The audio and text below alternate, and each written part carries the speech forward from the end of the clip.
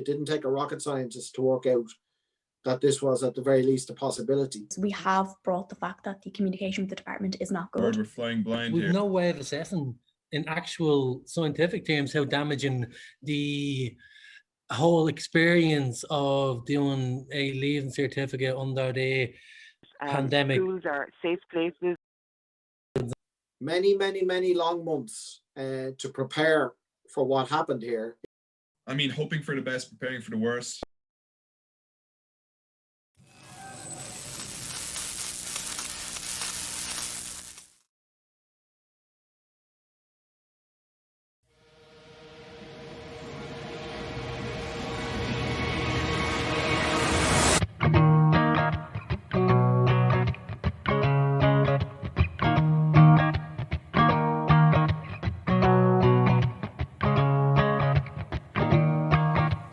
Look at your face.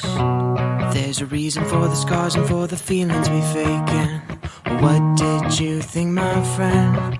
You didn't think that you would get to rest, cause sweet dreams ain't made of. Being able to, like, you know, see your teacher talk and that sort of feedback between the student and the teacher, as in technically you can see their face, but I mean really it's just not the same, as in it's just a whole like gap in communication, really. I certainly have enough time to study in a day, but the main question is getting the motivation to study, as in for the most part, I'm in the same room as my desk every day.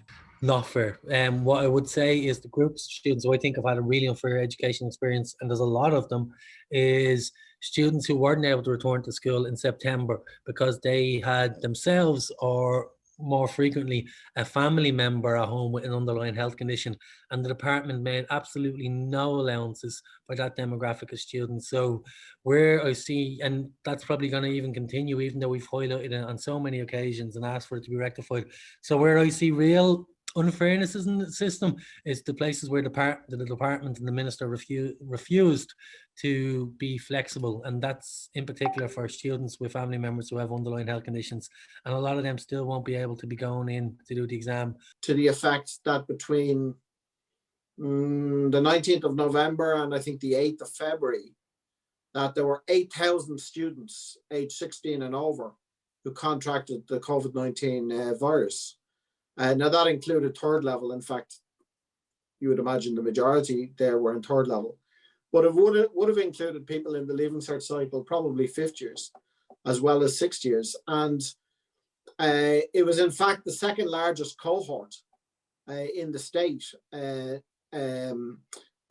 largest was healthcare workers, as you would expect. So it would seem that the new variant, the so-called UK variant, if the health and safety agenda is to the fore here, I think the exams agenda is to the fore. But I feel like mental health, it's always had a big history being, you know, the first thing to be thrown under a bus in terms of budget cuts, in terms of government policy and planning and so forth. So I feel like there's a real need to sort of look at this as more of a problem, a health problem, rather than something that is just avoidable and something you can push under the rug. I feel like there are still many conversations to be had about mental health in this country, and I feel like it's certainly important to have those. The institution of the Leaving Cert, I've been a critic of the Leaving Cert going back along for a number of reasons. Number one, I think that it's a very stressful experience for young adults. It's an outlier in terms of European education. There's no other European country puts its young people through the same amount of stresses that we do in this country. It's an outdated exam. Its history goes back to 1925, so it's nearly 100 years old. That's not to say that there haven't been some changes, but there haven't been as many as you might think either. And it's also, there's inbuilt class bias in the Leaving Cert as an institution. I mean, if you come from a family with a lot of money, you have an advantage over the family that has little or no money. There's the obvious things like, you know, maybe having quiet space or your own room at home to study. But there's also issues then about being able to afford tuition, being able to afford grinds, and getting the edge. 90% of the grades that were awarded were downgraded in our school alone. So that kind of leave a sour taste in a lot of people's mouths. They're not really out of touch. I mean, they are out of touch, but that's not the main issue here. I feel like the main problem that a lot of people are dealing with is that the government is just criminally incompetent. Last year, a lot of teachers felt like they were betrayed when the ranking system was revealed and was made publicly available. And I think that was a very unfortunate thing to do, both to our teachers and to our students. I think it was cruel. I think that broke down a lot of trust.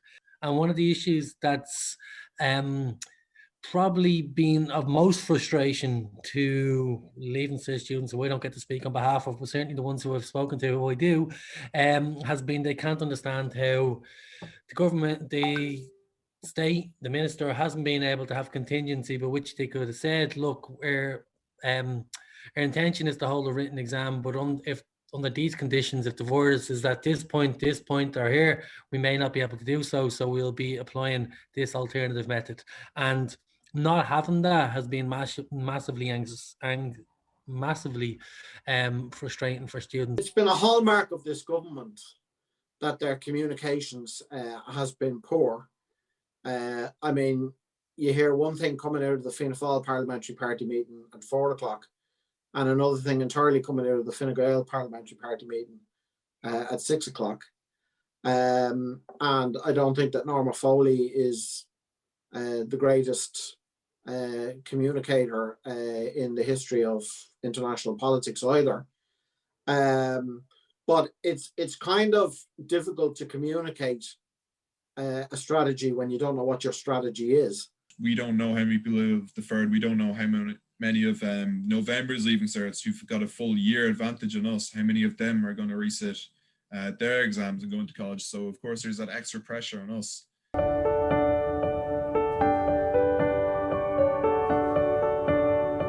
What really led me to campaign to cancel Leaving Cert is I just realized at one point when Norma Foley, when she made her announcement, I realized that the government have even less of an idea what's going on than we do, as in it's pretty much a ship without a captain. Like it's. I'm a socialist. I'm a socialist activist. I have been for 40 years, more years than I care to admit, as they say. And I think that there are particular groups in society whose problems and struggles I pay particular attention to and would have particular sympathy for. We're classified as having special education needs, perhaps being in a vulnerable because of their home environment. Also in the UK, they've opened the schools for children with special education needs, vulnerable students and students of frontline workers. And I actually think that was a much better model that I would have done right from January. The UK is able to keep their schools open for those cohorts. I think we have to start getting our schools back open, but I wouldn't be rushing just to get them back open for an exam. I'd be looking at who's at most risk of regression, which groups are at most risk of regression, and focusing and prioritizing it that way. That would be how I would do it. What seems to be happening is we're taking primary, senior infants and junior infants, which is fair enough because they're a particularly difficult cohort in the sense that a lot of their education has been impacted by the pandemic. While I do believe that the ISSU is a fundamentally good organization, I feel like it falls short of its main aims in providing full student representation.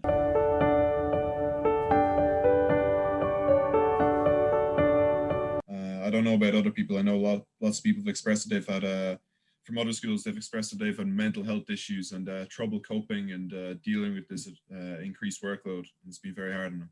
I feel like their voices should be heard just as loud as us. I mean, even if they're saying the wrong things, I still believe that workers' representation is important. And while they may not be cooperating with students, even a CAO doesn't know how much grade inflation will go up by. Considering even if we're dealing with a two-pronged approach, we could have grade inflation in a calculated grading system. And for example, we could have no such grade inflation for a written Leaving Cert, as in there's all these variables that we really don't know about, which is creating a lot of uncertainty for us students. People who have vulnerable family members who haven't been able to go to school, and that's affected their learning. If you decide to do the accredited grades and the Leaving Cert, you have two bites in the cherry. And that makes a difference in a year when there's going to be more than 80,000 in the CAO, and maybe 56,000 places in college. That's if they increase it by a few thousand. And I think that's a definite attempt by the government to push people towards sitting the Leaving Cert, because they want to save the institution. I think it was the only option left to them at the point where they made the decision. So do I think it's adequate? No, but I suppose it's that old Irish joke about if when somebody stops and asks for directions, you say, well, I wouldn't have started from here. So when both students were saying that they didn't feel it was fair to ask them to sit at Leaving Cert, and educators were saying that I don't think it's fair to ask us to repeat the same process of last year. Suppose the minister came down on the one that was all things to everybody, which was a choice of a written exam, which I hope to God it can take place, but I don't think there's any guarantee that it will. And the calculated grade system, which is going to be very different for every school. I feel like if we're going to be forced into a system, forced into an exam in which we don't really have much clarity, in which we don't really know what's going to happen, I feel like it's just going to end in disaster. So we need to, really figure out what's going on here.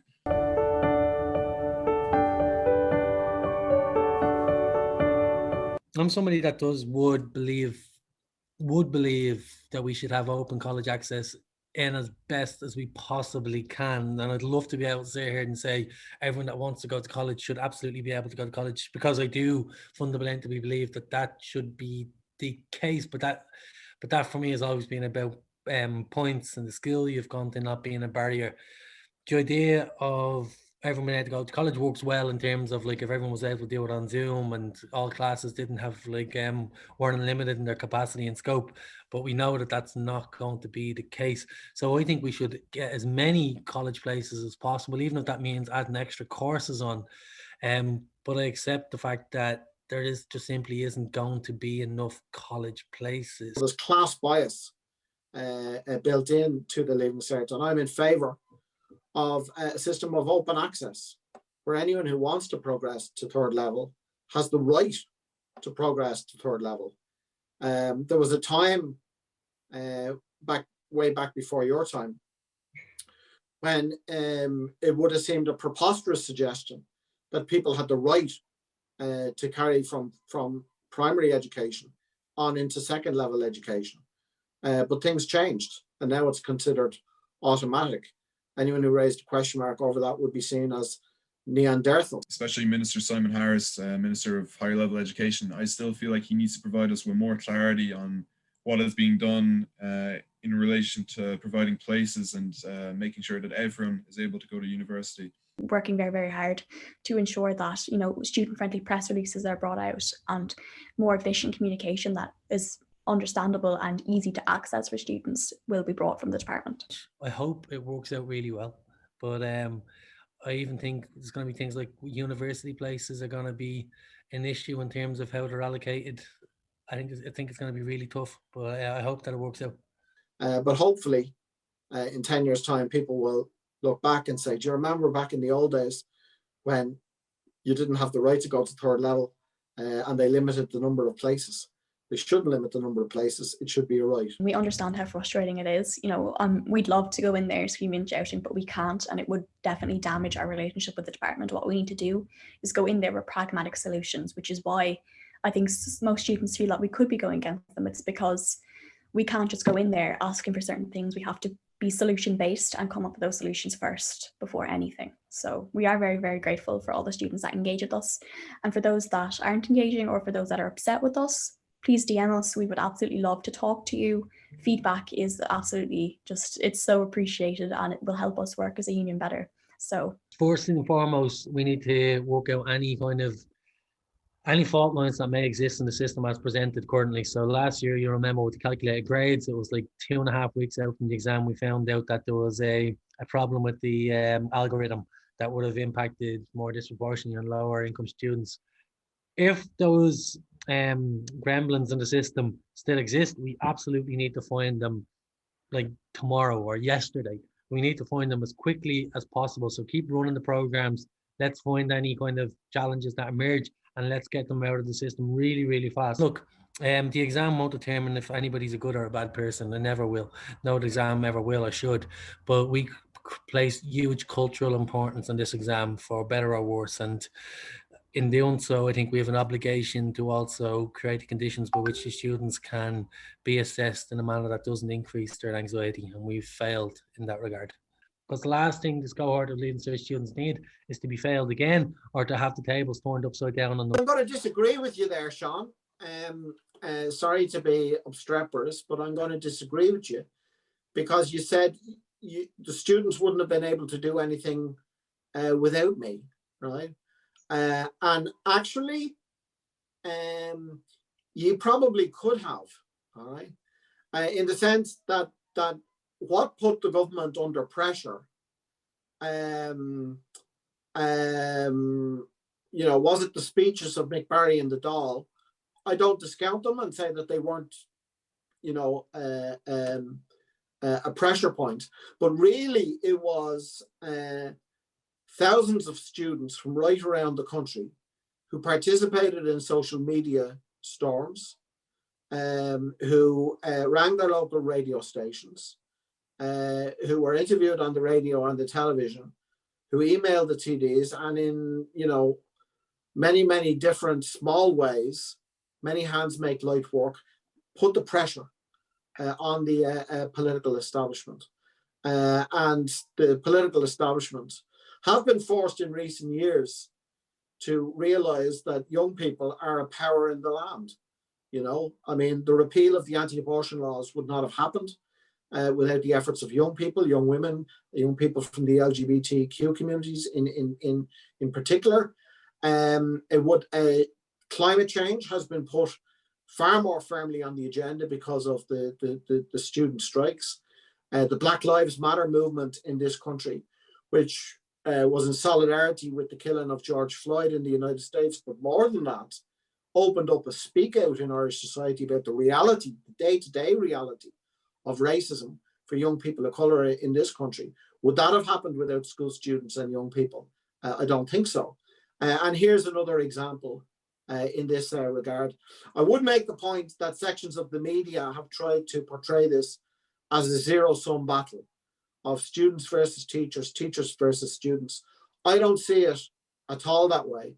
I think if teachers are going to have to do extra work now in order to have a calculated grade system and Leaving Cert exam system, they deserve to be compensated for that financially, and students should speak up in support of teachers.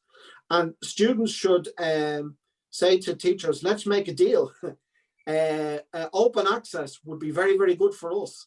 You know, open access would be good for you, would be good for your kids as well. And lots of parents would support it. So that's the coalition that I think can put the political establishment in this country under pressure over the next years to deliver on open access. Parents, yes, students and teachers are at the heart of that, but students are very much part of that equation now. You are a force in the land, and it's good to see that there's so many new activists out there. Some of you might consider not just getting involved in student activism, but getting involved in activism for socialist change. The pandemic is the problem, but in addition to the pandemic, they've probably been let down by politics also. And I suppose supporting young people who may fall through the gaps is very important here. So that starts with being conscious of the trauma experience and having actual plans in place as to how we remedy that. As in, it's definitely important to mind your mental health and pay attention to things that be going on inside your head, and making sure we all come out of this okay.